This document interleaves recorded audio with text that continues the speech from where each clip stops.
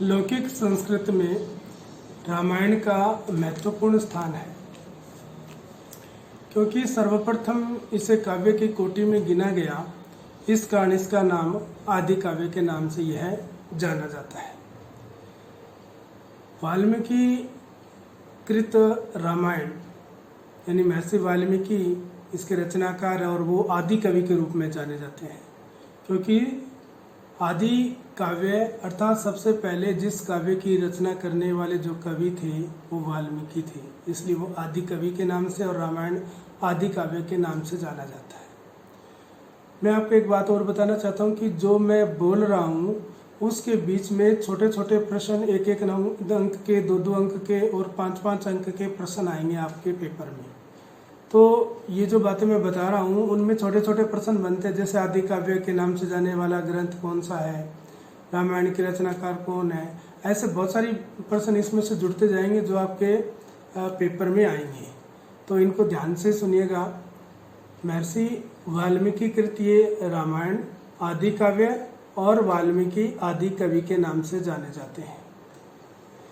इस रामायण की उत्पत्ति के बारे में बालकांड के द्वितीय सर्ग में उल्लेख मिलता है कि एक बार महर्षि वाल्मीकि अपने शिष्य भरद्वाज के साथ तमसा नदी पर स्नान करने गए और वहाँ पर किसी व्याघ्र या बैलिए के द्वारा एक क्रौंच युगल जो रमण कर रहा था उसको अपने बाण से क्रौंच पक्षी का वध कर दिया, और उस क्रौंच पक्षी के वध होने पर जो क्रौंची है वो करुण विलाप करने लगी, और उसका जो करुण विलाप सुन करके महर्षि वाल्मीकि का हृदय द्रवित हो गया और उनके अंतःकरण से एक छंदोमय वाणी स्वतः ही प्रस्फुटित हुई।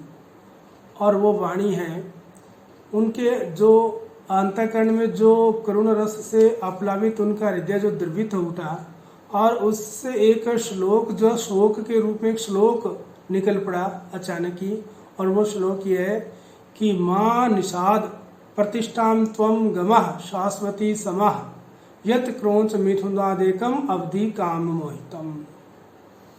काम मोहितम, काम क्रीड़ा में जो मगन था क्रौंच पक्षी, अपने प्रेम क्रीड़ा में मगन था, और उसी समय एक बाण छोड़ करके बहलिए के द्वारा उसे मार दिया गया। तो कहता काम माँ निषाद, निषाद हे निषाद, हे बहलिए, हे व्याघ्र, काम मोहितम, काम क्रीड़ा में मगन,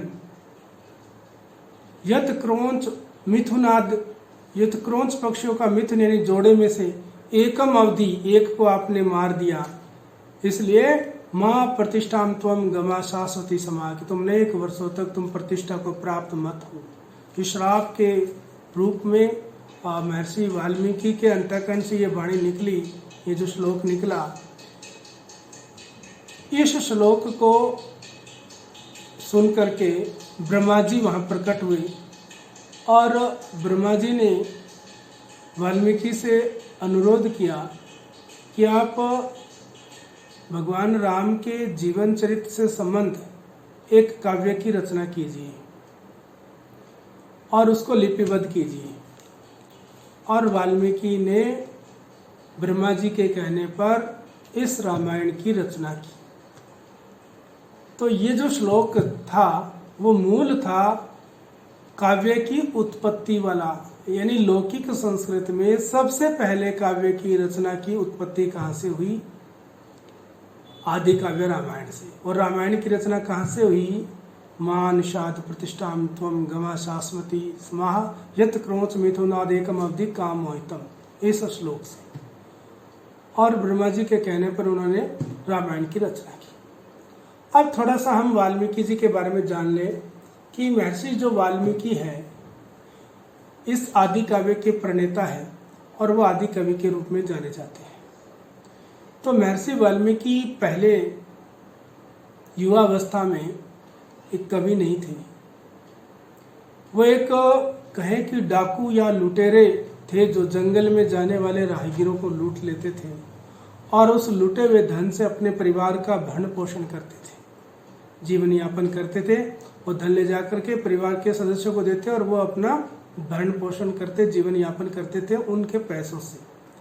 तो एक बार एक ऋषियों का दल वन में से गुजर रहा था और उन्होंने वाल्मीकि के इस कृत्य की कटु निंदा की, और न केवल निंदा की बल्कि वाल्मीकि को समझाया कि ये जो आप दुष्कर्म कर रहे हो इसका फल केवल कर्ता को भोगना पड़ता है। यानी कि जो दुष्कर्म करने वाला है वही इस फल का भागी होता है।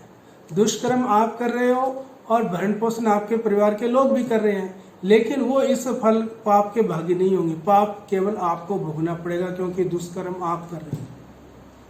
और वाल्मीकि जी को ये बात समझ में आ गई और उन्होंने वहीं पर ही वन में समाधि लगा दी और राम नाम का जप करने लगे। मरा मरा मरा मरा ऐसे जप करने लगे और अनेक वर्ष उस समाधि में व्यतीत हो गए और उनके शरीर पर वल्मीक यानी जो दीमक है उन्होंने वल्मीक बना ली, बाम्बी बना ली उसके शरीर पर, और तब इनका नाम वाल्मीकि पड़ा। तो कहाँ एक लुटेरा, डाकू, लुंठक और कहाँ पर एक महान कवि, आदि कवि के नाम से विख्यात हुए महर्षि वाल्मीकि। अब ये जो आपकी रामायण, प्रिय छात्राओं, चौधरी बल्लूराम गोदारा राजकीय कन्या महाविद्यालय श्री गंगानगर में आपका हार्दिक स्वागत एवं अभिनंदन है।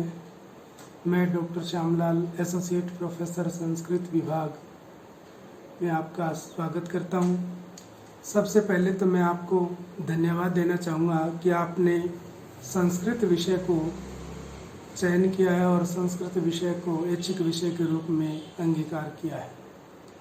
आप बड़े भाग्यशाली हैं कि संस्कृत साहित्य पढ़ने का आपको सुअवसर मिला है। ये प्राक्तन जन्मों के पुण्यक्रम ही कहा जाएगा कि आप ने ऐसे विषय का चयन किया जिसमें हमारे न केवल धार्मिक अपितु जो आध्यात्मिक ग्रंथ है, जो हमारे वेद, पुराण, उपनिषद और आयुर्वेद, चिकित्सा, बहुत सारे जो ग्रंथ हैं वो सब संस्कृत भाषा में लिखे गए हैं। और आपको ये सुअवसर मिला है कि इन ग्रंथों का अध्ययन करने का। बीए प्रथम वर्ष में आपके पाठ्यक्रम में 2 प्रश्न पत्र होंगे। फर्स्ट पेपर में रामायण है जिसका प्रथम सर्ग, जिसे बालकांड कहा जाता है, वो आपके पाठ्यक्रम में निर्धारित है।